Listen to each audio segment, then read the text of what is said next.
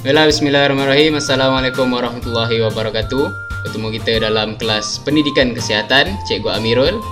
Kelas pendidikan kesihatan tahun 2 ya hari ini dengan tajuk penyalahgunaan bahan. Jadi apa itu penyalahgunaan bahan? Jadi mari sama-sama kita saksikan. Jadi pada hari ini kita akan belajar beberapa perkara dengan 3 objektif utama, iaitu yang pertama, murid-murid akan dapat menerangkan maksud ketagihan. Yang kedua, murid-murid akan dapat menamakan 3 bahan yang menyebabkan ketagihan. Dan yang ketiga, murid-murid akan dapat menyatakan kesan ketagihan menggunakan bahan tersebut. Jadi kita akan tengoklah kesan-kesan tersebut. Tapi sebelum kita kenal bahan-bahan tersebut, kita kena tahu dulu apa itu ketagihan. Jadi ketagihan ni ialah keinginan atau kemahuan ke atas sesuatu yang tidak boleh ditahan. Jadi sebagai contohnya, kalau seseorang ni, cikgu bagi nama dia Ali. Contoh, Ali ni kalau dia tak dapat benda ni, dia memang tak boleh duduk diam. Mulalah dia makan tak lalu, tidur tak boleh tidur, suka marah-marah, kadang-kadang tiba-tiba nangis. Memang tiba-tiba macam tu. Jadi itu ialah keadaan semasa seorang itu ketagihan. Jadi kita akan dapat tengoklah beberapa bahan yang boleh menyebabkan keadaan ni. Jadi bahan yang pertama ialah tembakau. Kalau kita dapat tengok dalam gambar ni, ni ialah tembakau. Nampak macam apa ni? Jadi tembakau ni sebenarnya ialah daripada pokok. Pokok tu dikeringkan, diproses dan dijadikan sebagai tembakau.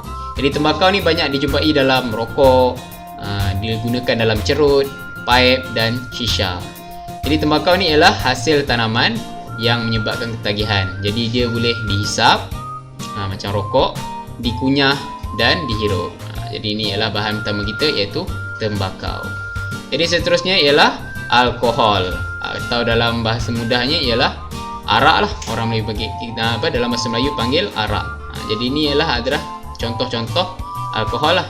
Ni macam ni beer, ada brandy, whisky, wine. Jadi dia ialah minuman keras yang memabukkan dan boleh menyebabkan hayal jika mabuk. Jadi bila orang ni minum alkohol atau minum arak, dia ni akan mabuk, dia akan berhayal, dia tak akan boleh berfikir dengan betul. Sebagai contoh, kes terkini, orang mabuk bawa kereta, langgar orang sampai mati. Tu adalah contoh kesan buruk orang yang minum alkohol ni lah, orang yang minum arak ni. Jadi dia boleh menyebabkan mabuk. Bahan seterusnya ialah dadah. Jadi dadah ni ada banyak sangat jenis. Dadah ni sebenarnya digunakan untuk perubatan, tapi sesetengah orang salah guna untuk kepuasan diri sendiri. Jadi dadah ni contohnya macam heroin, morfin dan ganja.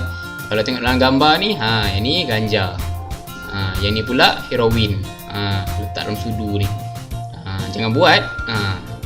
Jadi dadah ni ialah bahan kimia yang menyebabkan hayal jika dimasukkan ke dalam badan secara disuntik, dihisap ataupun dimakan. Jadi inilah bahan-bahannya lah. Dadah ni sebenarnya musuh nombor 1 negara. Dia boleh menyebabkan banyak sangat penyakit. Salah satunya ialah penyebab utamanya ialah penyakit HIV dan AIDS.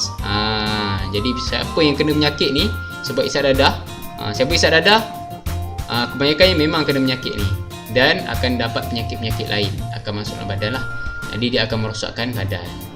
Jadi rumusan kita hari ni, kita ada 3 bahan utama yang menyebabkan ketagihan, iaitu yang pertama ialah tembakau, yang kedua ialah alkohol dan yang ketiga ialah dadah. Jadi bahan-bahan ini menyebabkan ketagihan dan akan merosakkan tubuh badan jika diambil.